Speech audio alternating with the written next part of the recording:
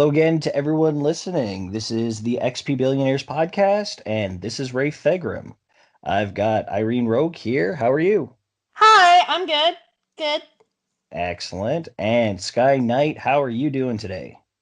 Oh, I'm fine. Excellent. That is great. Okay, we have got, as always, a doozy of a show for you today.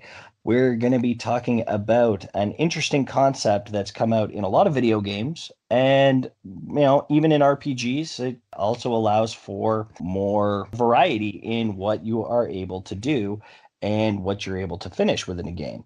So, video games overall, they've taken it upon themselves to provide lots of busy work in order to quote unquote enhance your gameplay experience. Whether tracking down an endless amount of collectibles scattered throughout the game world, or even just the concept of having a list of trophies or achievements for you to complete.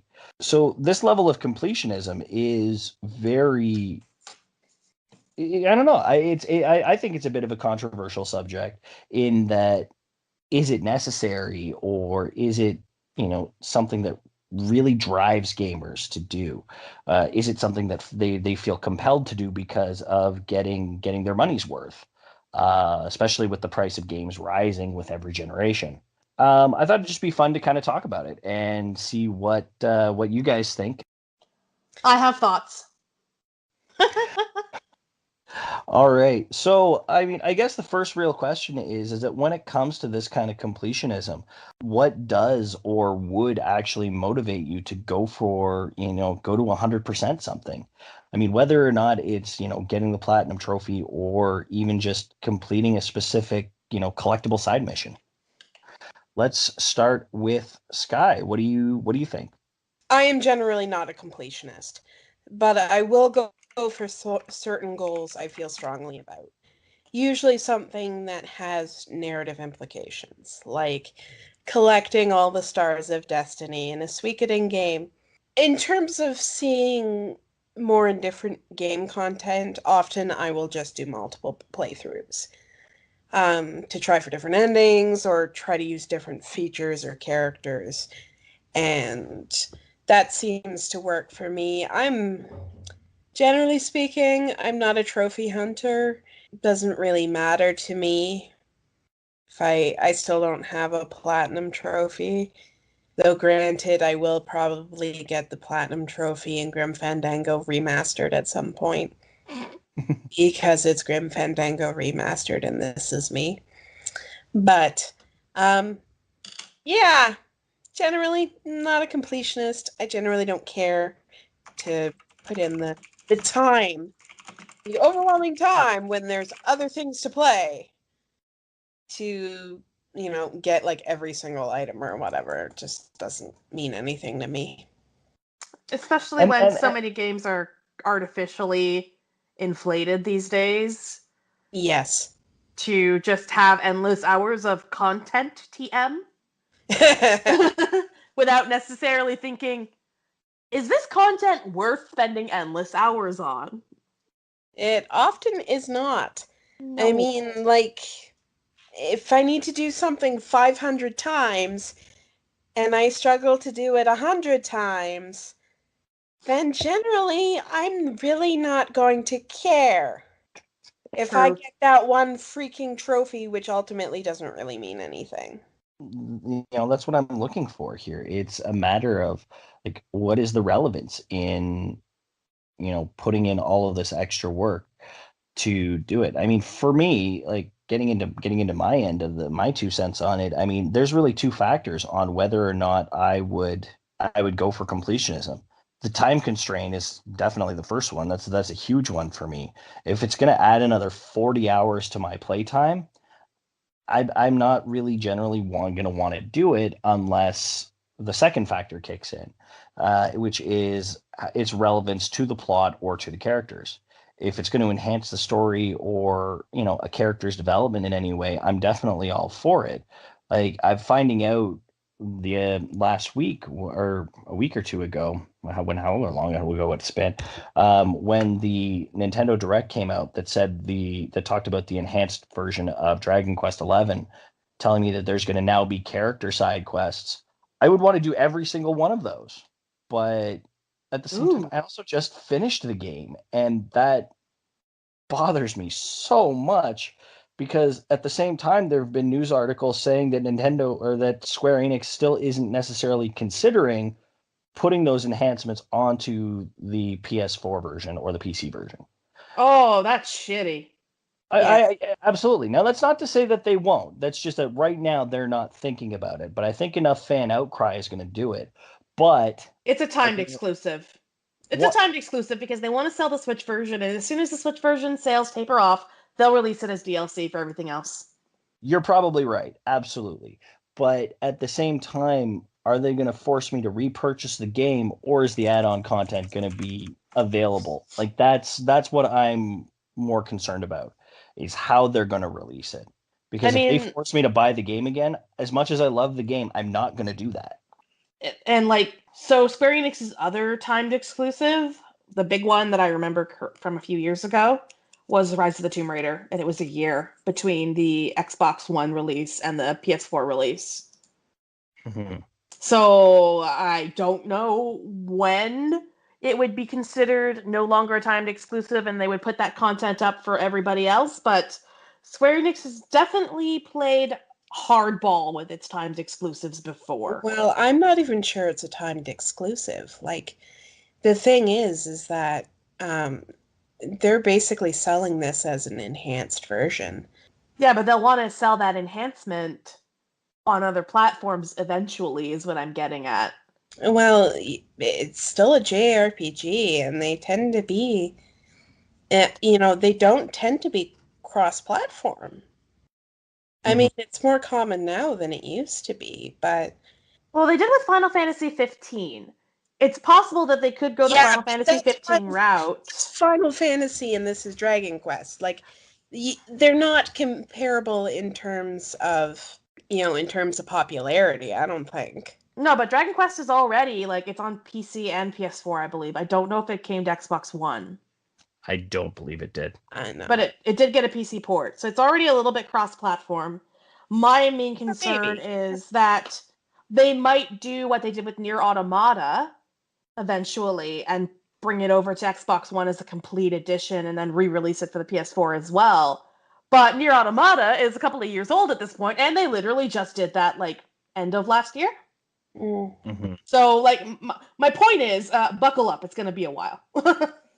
Yeah, I'm in no hurry, but it's definitely something I would like to do. But I mean, if I have to pay another $80 for repurchasing the game, I honestly will just watch a let's play of the character stories. Hell, even giving you a new game plus would be an advantage because then you can just sort of like blitz through everything else. Yeah, yeah. I would go with that. That might be okay. Anyway, any other thoughts, Irene? Yes, I do have some thoughts because I said I did. I have some thoughts. So I've actually never gotten a platinum trophy where I would need to go out of my way to actually get it. Generally, what will motivate me to do that extra content is the world has to pull me in, and the desire to go for 100% completion is entirely based on whether that the game can keep me engaged that long. So, like, I think actually Final Fantasy X was the closest I've ever come because I got almost all the ultimate weapons and limit breaks unlocked. But every time, like, this is just how I play games, I eventually reach a point where I'm just like, right, I'm done, and I'm bull rushing the ending because I just want this to be over. Yeah. I'm similar, actually. And then it'll be a while before I pick it up again because, like, I just finished it, right? Mm, Now, I also have the opposite problem where I'm not ready for a game to be over and the game is like, you're right, we're wrapping up now. And I'm like, shit, I'm out of content.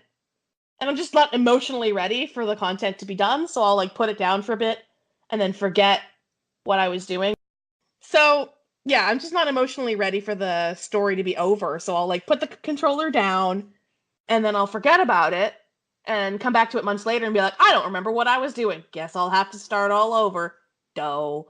And because I do that, it takes longer to get like I generally games I love, I generally put in incremental playthroughs like that over and over and over again.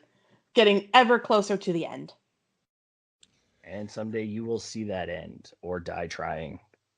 Or, you know. Or the protagonist will. Yeah. Especially Yeah. if you're playing like The Missing, which. Whoa. All right. Okay. That's good. That gives me some ideas as to what kind of what drives everything. It was a lot. It was a good spectrum there. The next thing I figure we should take the opportunity to do is get a little bit of boasting in. Talk about some of our greatest completionism accomplishments, or whether it's a super hard challenge or just really pushing yourself there. Sky, what kind of accomplishments have you got? Okay, I've got two that really sort of stick out. Both from the PS2 era, because apparently it's what I did. Um, the first is actually finishing the post-game dungeon in Atelier Iris Eternal Mana. The key word is finishing, because the actual dungeon itself is fine. It's the boss at the end of that dungeon. It's so brutal. Half my party, I couldn't begin to keep alive. Like, they basically just died immediately. The other three, you kind of they just kind of have to hold on. The boss is 3 small golden pigs. Yes. Really? I kid you not. They keep knocking down your party members, and they get a ton of turns. It's probably at least 2 for every one of yours. It's ridiculous. Following the brave JRPG tradition of the cutest thing in the world will totally fuck you up. Oh, so hard. So hard. It took me so many tries and so many different sort of rejiggering of my, of my weapons and, everything customizable in that game to Which is find a lot. that A lot is boss. customizable in that game. It is. And that fight makes you use all of it. Like, seriously, I only had the 3 party members that I didn't use to take down the final boss. The 3 that made the final boss eat his lunch died immediately. But the other 3 have higher defense. So, did they just not get knocked over as often? Is that what happened? no, they have higher defense and generally more hit points. So they would get knocked over, but they would get up and they wouldn't take as much damage. So you waged a war of attrition against 3 tiny golden pigs. Yes. You should be proud because you got to blow their houses down. It was not it's not an easy fight by any stretch. It doesn't sound like it would be, no. Especially with JRPGs, whenever I see something cute and cuddly, I'm like, that thing's gonna wreck me. Also, the only healing ability you have is single target with those 3 characters. Because bulk of your healing ability, especially your all party heals, that's all the main character. The main character dies immediately in that fight. Because he doesn't have enough hit points or defense to to hack it. He's squishy. Oh no. Or squishy Klein. Yeah. Oops. The second completionist thing that I did was achieving the true demon ending of Shin Megami Tensei Nocturne. Yes. It is a trial. It requires a ton of grinding. The level counter only goes to 99, but you can actually level beyond that. And you have to level preferably well beyond that to do the true demon ending properly. And you have to complete the absolutely ridiculous optional dungeon called the Labyrinth of Amala. It was so much work. It was so hard. And the bit in the labyrinth when Dante is chasing you around, shooting at you, it was just a nightmare. But, and it's Dante from Devil May Cry, okay? But there is major payoff. You get to see, through this process, you get to see some of the highest end demons in the game, which are just awesome. Like you're dealing with in the 90s, it's mostly like a bunch of the Hindu gods, and Metatron. I think, The voice of God. um, it's perfectly logical given that it's Shin Megami Tensei. And then basically you beat the normal final boss, and then you go immediately into a final boss. This is by meeting the conditions of the true demon ending. It's the only way you get to fight this boss, and it requires basically the best demons in the game and for you to be crazy over leveled to beat him. But Isn't it Dante? no, Dante actually can join your party. Oh. Yes. He's the only non-demon party member you can have in that game. Okay, I thought for sure he was a boss at some point. Like an Oh, optional yeah, you boss. fight him several times. Oh, okay. Yeah. It's just that's one of the rewards for getting through the Labyrinth of Amala is that he can actually join your party. But going through fighting the final boss, I won't say exactly what that entails beyond the fact that the name of the game in other regions is relevant in this case. I won't say it, but look it up if you want. But basically, you end up taking the protagonist through this journey in the story where from completely normal Japanese teenager to basically they call him the demi-fiend, but he is basically wielding godlike power by the end. If you do the true demon ending, like he is on the level of deity at that point. Sounds very Shin Megami Tensei based on like the Persona games. You're pretty fucking strong by the end of those too. Yeah, that ending is fantastic, and I'm just avoiding spoilers here. But this is an ending.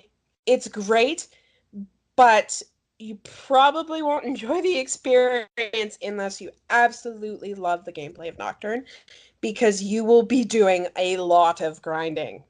Ugh. And if you love it, like I do, I love the gameplay of Nocturne. Oh God, it's awesome. It was worth it for me. It may not be as worth it for you if doing that amount of grinding in the game isn't as appealing to you. All right, I'm done. Next.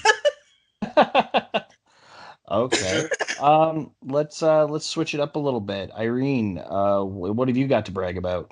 So this is a hard one because I haven't really gone for a ton of the optional bosses in a lot of games, just because I don't necessarily have the patience for it, and also, as I said, I either tend to get sad because the game is ending, or kind of lost a little bit. Like I'm pretty all over the place with my games.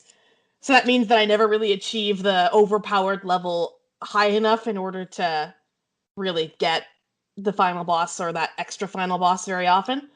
But I did do it for a few games, and I'm going to say that for me, my biggest thing was beating Sephiroth in Kingdom Hearts, the original, and getting the ultimate weapon, fittingly known as Ultima Weapon, in Kingdom Hearts for Sora.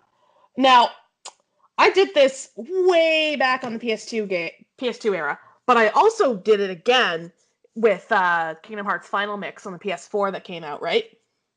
Right. They made it harder in the Japanese game. I grinded so much for the ingredients to make Ultima Weapon that I think I was like just below max level by the time I got the damn thing, and then I steamrolled Sephiroth like he owed me money. So, and like same with all the other optional bosses in the Olympics Coliseum, they're supposed to be like the hardest, most challenging bosses in the game, and just I stuffed them into lockers. I was so mean to them. It was bad. By the time I actually had this ultimate weapon, I was so over-leveled for the challenge that it wasn't a challenge anymore. Oh, oops. So it was a little bit anticlimactic just because it took so much longer to gather the rare ingredients for Ultimate Weapon in the final mix version than it did in the original, which kind of was to its detriment in a little bit. I did feel pretty good beating him though, because Sin Harvest is still a nasty ass move that takes you down to 0 MP and 1 life. Lovely. Yeah, that's a fun one. It's the only time in the game where I felt elixirs were actually justified as being stocked in, like, stuffing Sora's pockets full of elixirs just in case he did Sin Harvest. Which he does. He does a few times. In fact, he'll purposely try and move away from you so you can't interrupt him while he does it. And then you're almost better off not getting close because then you have to use an elixir. You don't want to be within arm's reach at that point. It's like you either go for it early or you just stay out of his way until the move's executed and have it in reserve and ready. Otherwise, he just insta-kills you instantly. Like he did in my first playthrough for Kingdom Hearts 2. I sat there with my friend, who realized that I could go and fight Sephiroth, and she was just like, go fight him, Irene! Go fight him! I'm like, fine, I will save. I am level 40. I will die immediately. I didn't even touch the ground. I died immediately. The fight started, it was over like 2 seconds later. Not even. Anyway, I will also put forward a personal, not necessarily a completionist thing, but I'm going to put forward a personal best for me because it really made me happy, was beating Martyr Logarius in Bloodborne solo. Because every time I've played through this game, I hit Martyr Logarius, a boss midway through the game approximately, and just get stonewalled. Like, I find him, especially my first few playthroughs, he was just impossible. I couldn't figure out what I was doing wrong. He'd murder me every time. To the point where I would always have to use, like, the Hunter's Bell or a Summoning Bell in order to get either some AI help or help from other players. And it really bugged me that I kept needing to do that in the same place. So finally, in my last playthrough, I decided, you know what, I'm going to give this a try without the extra help. And I did it! I beat him! And not even by the skin of my teeth. I actually had him mostly under control the whole fight. I was really proud of me. Good job, me. That's me patting myself on my head. I don't know if it came through. A little bit. It did. Little. Okay. Anyway, those are mine. No, those are some good options. Yeah, okay. Well, I guess you guys did too. I guess I'll talk about two. For mine, the first one is the one I was just going to give credit for, but I'll just mention it. Was me going and getting the platinum trophy on Resonance of Fate, back on the PS3. It was definitely something I was, I think I was just trying to prove to a lot of people on the internet that were complaining about the game's combat system and things like that, that I think I just wanted to prove to them that it wasn't as hard as they thought. So I pushed hard. And I remember that the last trophy that I had to earn to get the platinum was play the game one more time. So I just like took a couple of days and plowed through a new game plus, because the new game plus, you got to keep your levels, everything except for like some special guns you do in a side event that you didn't really need. So yeah, I basically once I completed the main game, I had done everything but that, and I'm like, okay, well, let's just get it over with. And I did that, got the platinum. It was my first ever platinum trophy. I didn't even go to brag about it on the internet. I was just like, haha, take that, internet, and that was it. I didn't really go on any boards and complain to them. The other one for me, and this was probably, I mentioned earlier that, the time constraint for it is one thing, but it was a portable title, and I just decided, you know what the hell, let's give it a shot. I completed the Pokemon Omega Ruby Pokedex. Whoa. Yeah, 100% of that. Oh my god. Yeah, it in the end, my copy of Omega Ruby had over 300 hours clocked. Now, some of that was from competitive breeding because I was doing a lot of tournaments back in those days, but a lot of it was also me just trading Pokemon, breeding, and properly leveling them up. And it was very, very time consuming, and I did it. And yeah, it was great. And this was 2017, so this was during the 20th anniversary that I did this.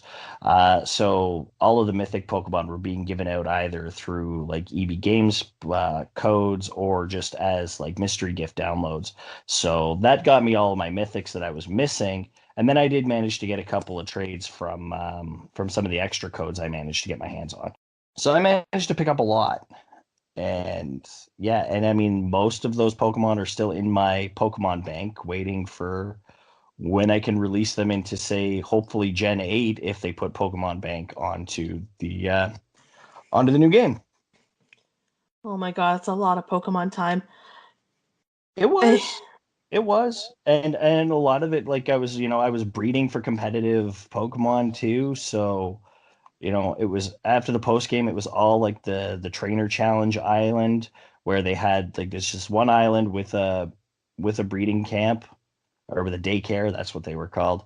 And I would just like bike around the island over and over and over again. I'd have like a fire Pokemon with flame body, so it like warmed the eggs and made them quicker to hatch. Yeah, like I did all the tricks to get all these other Pokemon. it's so nice that this game, like I love the Pokemon games, but I love how it's like, yeah, we're taking these two concepts that are like cockfighting and eugenics and combining them into something completely adorable. Yeah. Well, I'm I so, mean, I mean, don't get me wrong. Like that's something I'd be interested in doing as a topic in the future. Actually, it would be the talking. horrifying implications of otherwise innocuous video games. Well, yeah, well, there's that, but just the concept of monster breeders in and of themselves. That's that's always a topic I'm super big on. And the thing is, I've played so many different ones. I'd love to kind of discuss them at some point. I think it'd be a lot of fun. Okay, but so long as we also get to talk about the horrifying consequences of seemingly innocuous games as well at some point, because If you want to run that, you are more than welcome to. it's great to overthink things every now and then and ruin them for all of our audiences. Because now I'm pretty sure everyone who listens to this will never look at Pokemon the same way again. I'm And pretty sure the internet has done that enough times. true, I forgot Rule 34 exists. Okay. Well, all right. Let's end it off there. On that note, before this gets even weirder. Yeah, sure, why not? Yeah, no, yeah, that's our topics on completionism. If you want to message us on Twitter and tell us what some of your biggest completionist accomplishments are, I'd always love to hear about it. You can find me at Billionaires XP on Twitter. And Sky, where can everyone find you? Well, you can find me on Twitter at SkyKnightXP. Our website, I should also mention, because that's my job now, is xpbillionaires.wordpress.com. Yeah, and we're gonna continue posting our episodes on there, and hopefully we'll get some other musings coming up in the near future. I hope kind of see where everything's going with that, but we've got some stuff in the works for it. So keep watching it. We'll have some new stuff there. And Irene, where are you?